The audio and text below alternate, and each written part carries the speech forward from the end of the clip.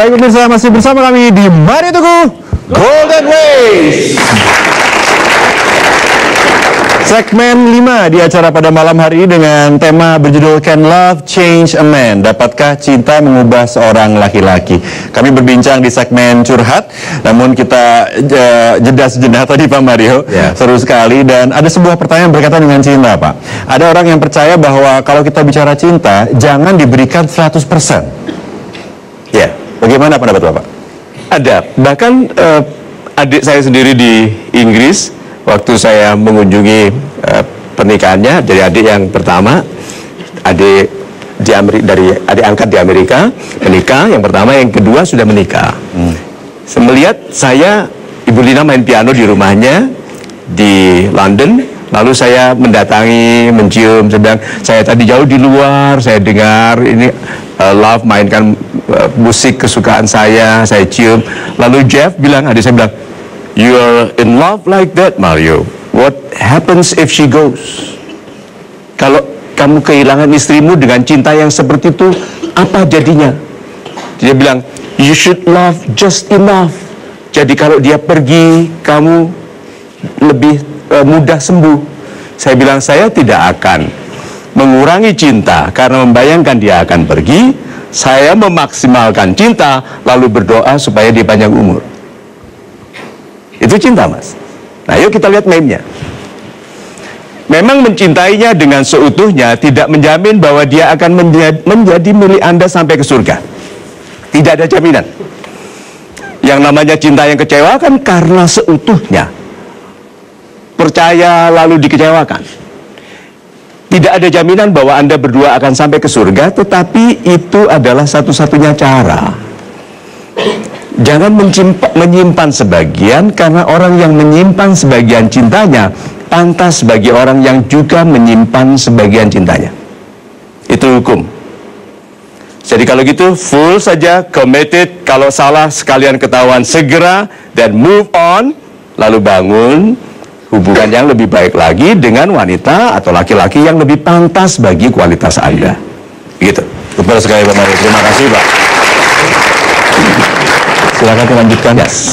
Ibu Ayu, dua konsultan Anda ini terlalu muda untuk mengerti derita hati Anda. Oke? Ibu selalu membawa pribadi seperti ini. Pribadi yang pelan bicaranya, ragu, tidak tegas, sering mengulangi kalimatnya untuk memperbaiki maksudnya.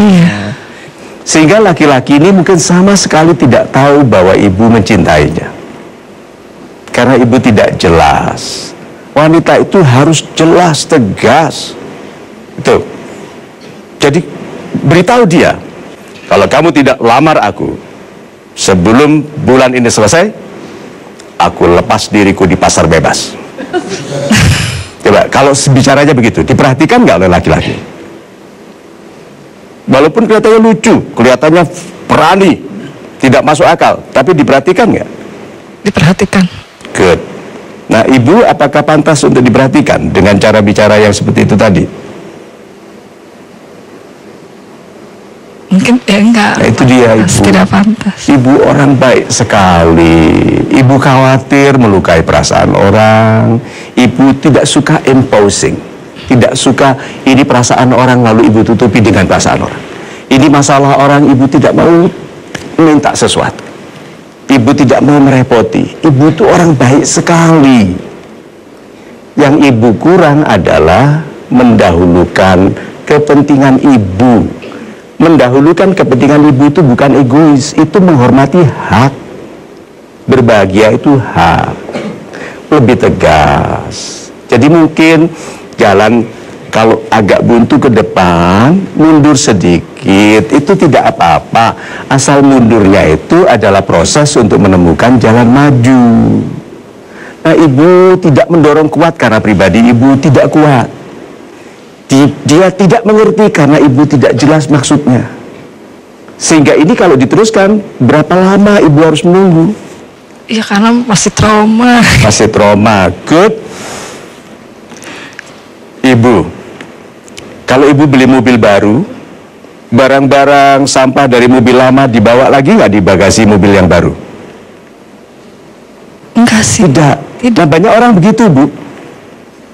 Move on ke kehidupan yang baru masih bawa sampah.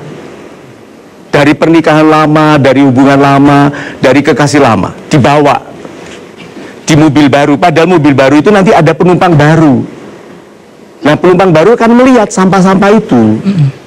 Sampah-sampah itu dalam bentuk rasa takut, kecewa, tidak mau komit, tidak jelas. Sekarang ibu harus memperjelas satu, cara bicara. Cara bicara ibu lebih meratap daripada tegas mengungkapkan keinginan.